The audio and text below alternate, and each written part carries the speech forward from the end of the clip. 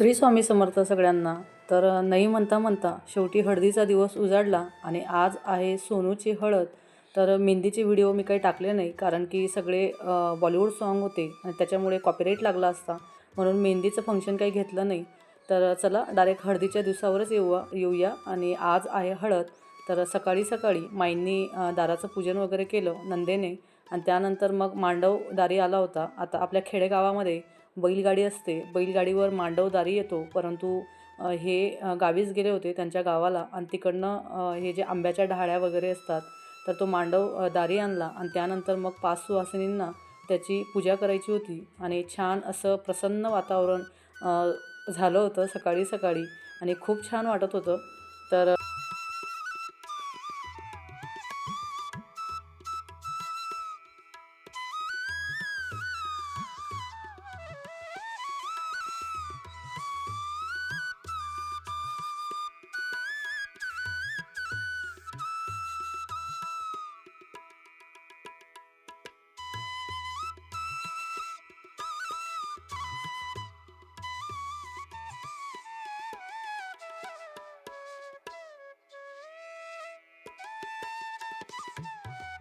Sí, camera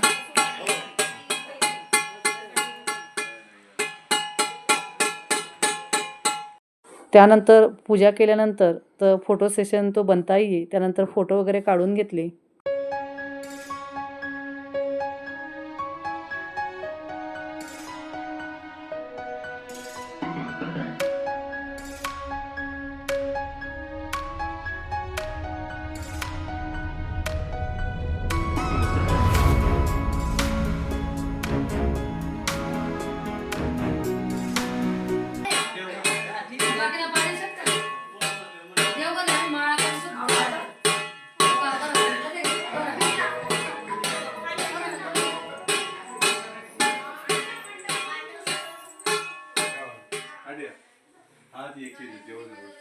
बड़ा धारे से रहते भाऊ महिना मागल धार थांबा. हो, आणि एक महत्त्वाचं म्हणजे हा जो व्हिडिओ जरी मोठा असला तरी हा व्हिडिओ आम्ही सगळ्यांसाठी टाकलेला नसून आम्ही आमच्या घरातल्या लोकांसाठी, घरातल्या मेंबरांसाठी टाकला आहे, आमच्यासाठी टाकला आहे. कारण की कायमस्वरूपी या गोष्टींची आठवण राहून जाते. तर ना की यूट्यूबसाठी किंवा रेव्हेन्यूसाठी हा व्हिडिओ टाकलेला नाही. ज्याला इंटरेस्ट असेल तो हा व्हिडिओ पूर्णपणे बघू शकतो. कारण की आमच्या खानदेशकडे किंवा आमच्याकडच्या पद्धती, रीतिरिवाज, हे जे देव दिसत आहेत, हे सगळे देव हे भाऊबंदकीतले देव जमा केले जातात. तर त्यानंतर माईची ओटी भरायची होती. म्हणजे माईने त्यांनी जी साडी घातलेली आहे, ही साडी मी माझ्याकडून त्यांना घेतली होती. तर ही साडी त्यांनी ऑलरेडी पिको फॉल करून ब्लाऊज वगैरे शिवून त्यांनी घालून घेतली होती. फक्त त्यांची ओटी भरून हळदी कुंकू लावून त्यांची ओटी भरायची होती. आणि आईने त्यांच्याकडून माईंना आणि दादांना, म्हणजे माझे नणंद नंदूभाऊंना कपडे आणले होते. तर ते कपडे सुहासिनी म्हणून मी त्यांच्या हातात दिले, मी आणि माझ्या जाऊंनी, गोदावरीताईंनी. तर अशा प्रकारे माईंचा छान असा कार्यक्रम करून घेतला. आईने म्हणजे माझ्या आईने. तर तिने येताना त्यांना कपडे केले होते आणि ते कपडे त्यांना द्यायचे होते. तर प्रत्येक भागाकडच्या वेगवेगळ्या चालीरीती पद्धती असतात. तर माईंना इथं रडू आलं होतं. त्यांच्या डोळ्यात पाणी आलं, की घर पूर्णपणे भरलेलं दिसतंय आणि घरामध्ये पहिल्याच मुलाचं लग्न आहे. तर त्यांच्या डोळ्यात आनंदाश्रू आले होते आणि त्यांचं बघून मी पण थोडीशी इमोशनल झाली होती. तर सकाळी सकाळी छान असा कार्यक्रम पार पडला. तिकडं सूर्यनारायण वरती येत होता आणि घरामध्ये सुंदर असा कार्यक्रम चालू होता. तर माईंना रडू येत होतं आणि माईंना मी म्हटले, की "रडू नका." कारण त्यांचे हे आनंदाश्रू होते, ना की कुठल्याही प्रकारचे दुःखाचे अश्रू न होते. तर बघा कार्यक्रम कसाही असो, किंवा लग्न छोटं असो, मोठं असो, पैसा जास्त असो किंवा कमी असो, परंतु लग्नाच्या दिवसांचे जे काही दिवस असतात ना, ते दिवस खूप जास्त आठवणीतले दिवस असतात, किंवा आनंदाचे दिवस असतात. आपल्या घरामध्ये शुभ शकून होत असतं. त्याच्यामुळे ते दिवस म्हणजे खूपच जास्त, काय म्हणतात त्याला, आठवणीतले दिवस राहून जातात. आणि इथं मग आमची फॅमिली, ही माझी आई आहे समोर, तर तिने कपडे आणले होते आणि ते कपडे आम्हाला द्यायचे होते. तिला द्यायला चालणार नव्हतं, म्हणून मग ते एक छानच योगायोग आला आणि त्या योगायोगाने ते कपडे वगैरे दिले गेले. छान आठवणीतले हे दिवस राहून गेले आमचे पण. जेव्हाही आम्ही यूट्यूब ओपन करू, तेव्हा सोनूच्या लग्नाची ह्या गोष्टींची आठवण राहून जाईल. आई गाणे म्हण नाही.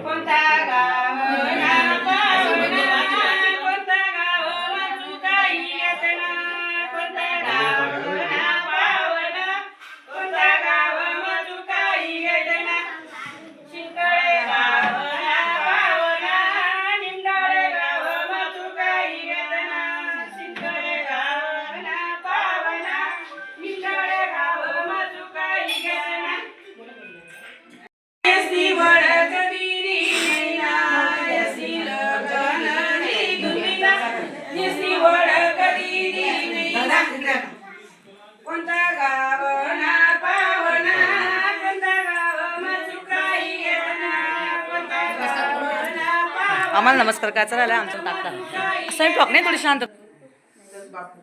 बापू पाटील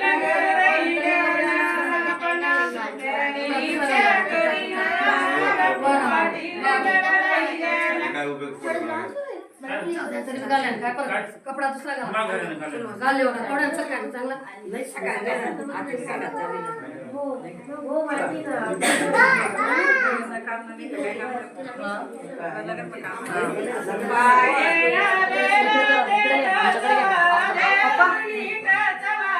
नमस्कार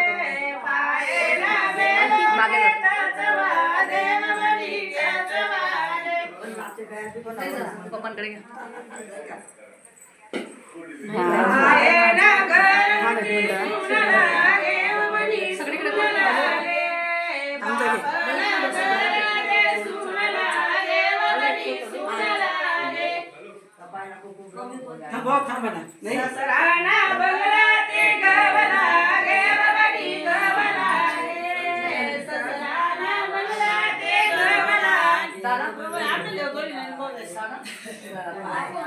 पाना कुंकू ते ब्रह्म बोले बडी ब्रह्म बोले पाना कुंकू ते ब्रह्म बोले बडी ब्रह्म बोले.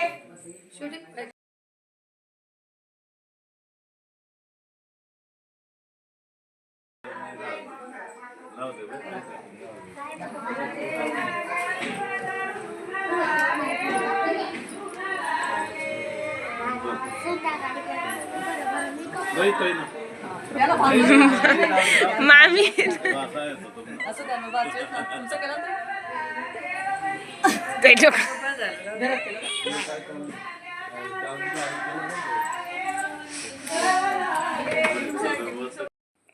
तर अशा पद्धतीने सकाळ सकाळी तो कार्यक्रम आवरला गेला आणि त्यानंतर दादांची घरातली देवपूजा झाली आणि त्यानंतर माईन त्यांच्या बाहेर गार्डनमध्ये हे मोठं असं बेलाचं झाड आहे आणि त्या बेलाच्या झाडाची खाली महादेवाची पिंड ठेवली आणि त्या पिंडावरती रोज पूजा करत असतात. तर दादांची नित्यनेमाप्रमाणे पूजा झाली. त्यानंतर नवरी घेण्याची गाडी आली जी की आपल्याकडे जर लग्न राहिलं तर नवरीसाठी गाडी पाठवली जाते. आणि हळदीचा जो व्हिडिओ आहे तो व्हिडिओ 2 पार्टमध्ये मी डिवाईड केला आहे कारण की एकच पार्टमध्ये म्हणजे एकच व्हिडिओ जर पूर्ण बनवणार होती तर तो जास्त मिनटाचा बनला जाणार होता म्हणजे 47 मिनटाचा तयार होत होता. त्याच्यामुळे मग मी इथं 2 पार्ट केले आहेत हळदीचे कारण की सकाळी जो घरातला कार्यक्रम झाला आहे तो पूर्ण कार्यक्रम घेऊन परत मग संध्याकाळी हळदीचा कार्यक्रम तो दुसऱ्या भागमध्ये मी डिवाईड केला आहे. तर अशा पद्धतीने ही गाडी आली आणि त्या गाडीची पूजा करायची होती, औक्षण करायचं होतं. तर माईंची पुतणी म्हणजे स्वीटी ताईंनी त्याची पूजा वगैरे करून घेतली आणि त्यानंतर मग दुपारून अजून काही कार्यक्रम आहेत. तर ते कार्यक्रम काय आहेत हे तुम्ही व्हिडिओ पूर्ण बघा आणि जर माझा व्हिडिओ तुम्हाला आवडला असेल तर व्हिडिओला नक्की लाईक करा आणि नवीन असाल चॅनलवर तर चॅनलला सबस्क्राईब करा.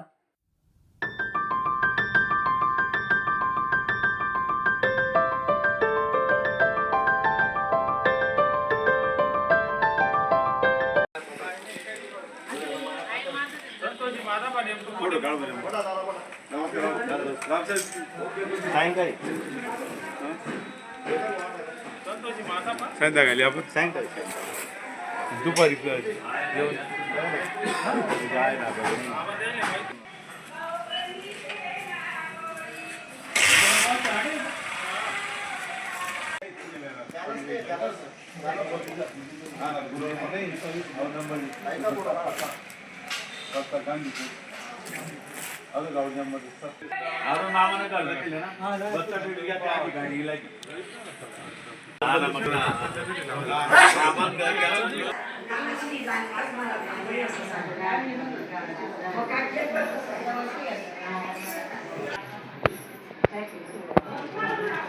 राणी मणी मैयानी जागरणी बाई तिथे टाकावे वालायचं राणी मणी मैयानी राणी मुने काही लागतीचं खायचं काय गुंडाळा हरदी वादळ काय सुनी मणी मैयानी जागरणी बाई तिथे टाकावे वालायचं राणी तुझे मैयानी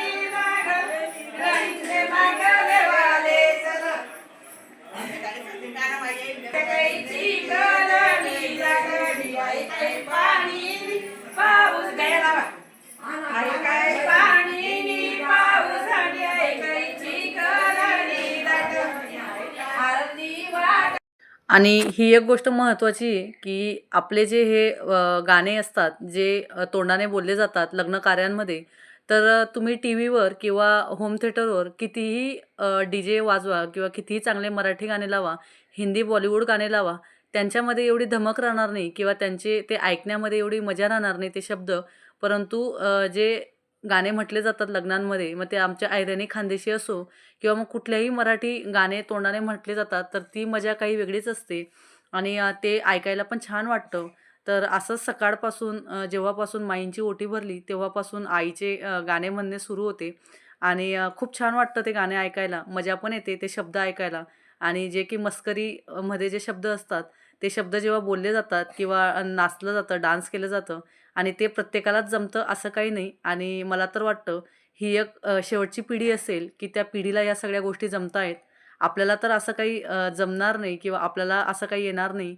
जे ते डान्स करतात किंवा गाणे म्हणतात हे आपल्याला व्यवस्थित असं काही जमणार नाही. आपण फक्त डी जे लावून घेऊ, टी व्ही लावून घेऊ आणि त्याच्यावरच आपण डान्स करून घेऊ आणि ते गाणे ऐकून घेऊ. परंतु हे गाणे ऐकायला खूप छान वाटतं. आणि आता इथं जेवणाची तयारी सुरू होती. काही जणांना बाहेर जायचं होतं, त्याच्यामुळे मग जे काही बाहेर जाणारे होते त्यांना जेवणाला बसवण्याची तयारी सुरू होती. आणि हळदीच्या दिवशी सकाळी घरातनं स्वयंपाक करता बाहेरूनच ऑर्डर केली होती किंवा बाहेरूनच आचारीकडनं जेवण मागवलं गेलं होतं. त्याच्यामुळे मग सगळं असं निवांत चाललं होतं आणि सगळे कार्यक्रम पण छान निवांत होत होते. आणि मग त्यानंतर त्यांची जेवणाची तयारी सुरू केली, कारण त्यांना अर्जंट इमर्जन्सी बाहेर जायचं होतं.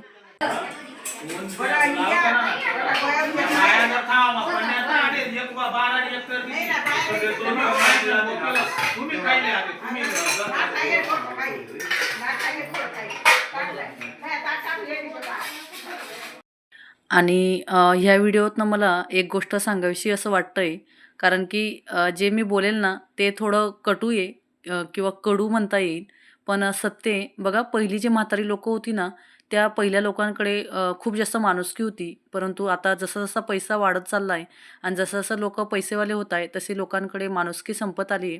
आणि पहिली एक महत्त्वाची गोष्ट म्हणजे मी माझ्या कुठल्याही व्हिडिओमधनं जर मी काही उपदेश देते किंवा काही सांगते, तर त्या गोष्टी कोणीही वैयक्तिक घेऊ नये किंवा कोणाला असं वाटतं की त्या माझ्या बाबतीत घडल्या असं म्हणून. परंतु ते तसं नाही आहे. समाजात जे काही चाललं आहे त्या गोष्टींविषयी मी नेहमी बोलत असते किंवा जागृत अवस्थेमध्ये मी सांगत असते. तर आता सांगायचं मला एक होतं की आता लग्न असो किंवा मरण असो, प्रेतयात्रा असो किंवा कुठलीही गोष्ट असो, घरामधली कार्यक्रम असो, तर आजकालच्या लोकांकडे जेवढा जास्त पैसा वाढला आहे तेवढी लोकं खूप जास्त माणुसकीहीन होत चालली आहे. तर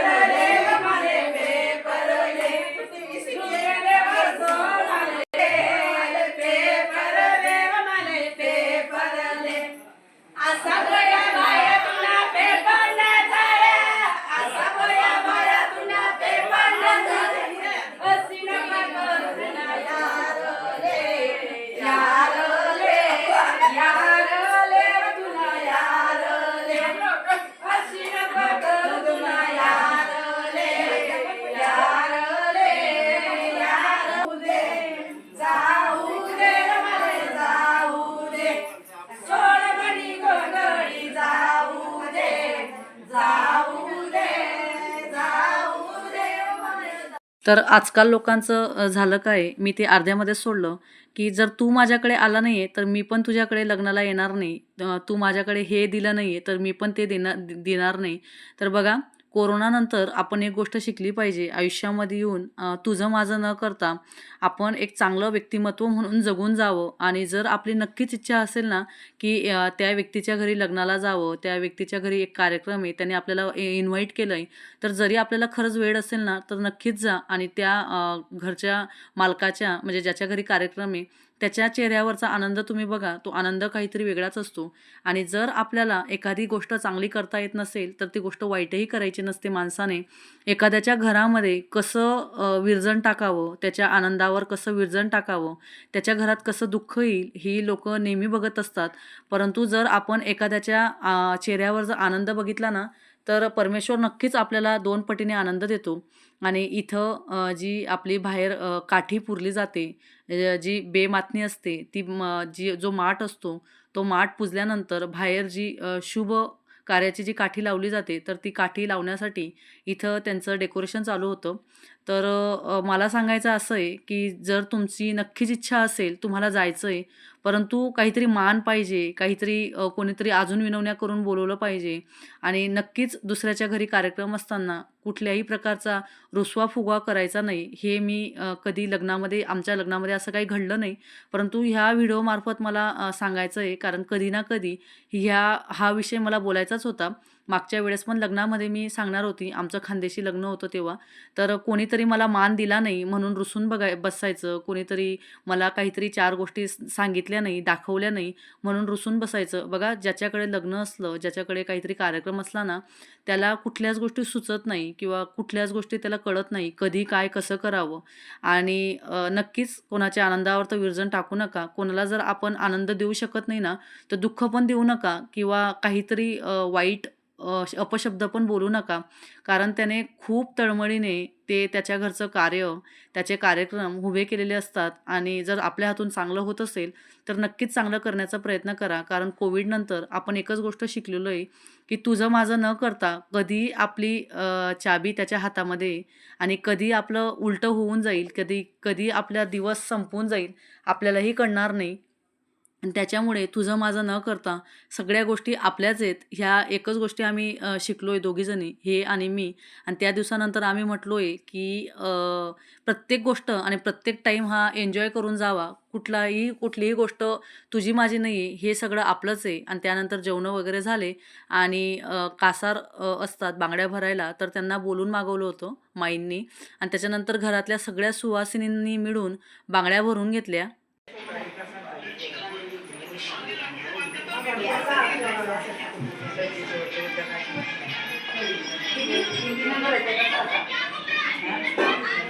तिला किती भरायचं बघा.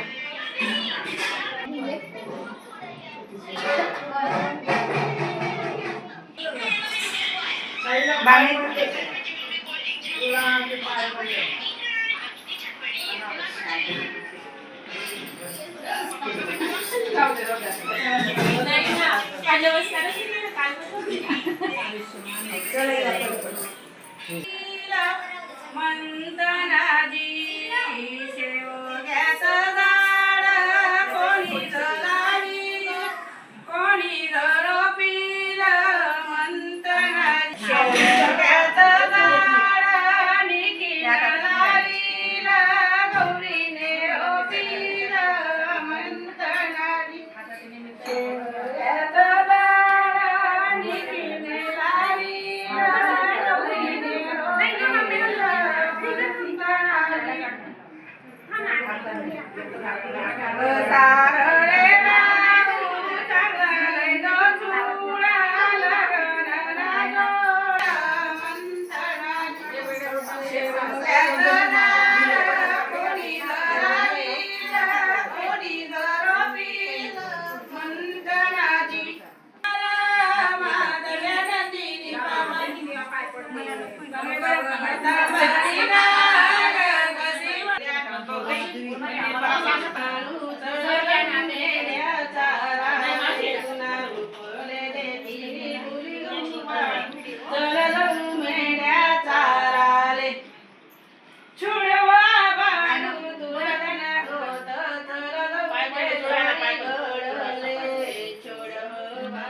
तर अशा पद्धतीने दुपारी 1:30-2 वाजेपर्यंत बांगड्या भरण्याचा कार्यक्रम वगैरे आवरला. सगळ्या सुवासिनींनी बांगड्या भरल्या आणि त्यानंतर संध्याकाळी हळदीचा कार्यक्रम पार्ट 2 मध्ये मी घेणार आहे.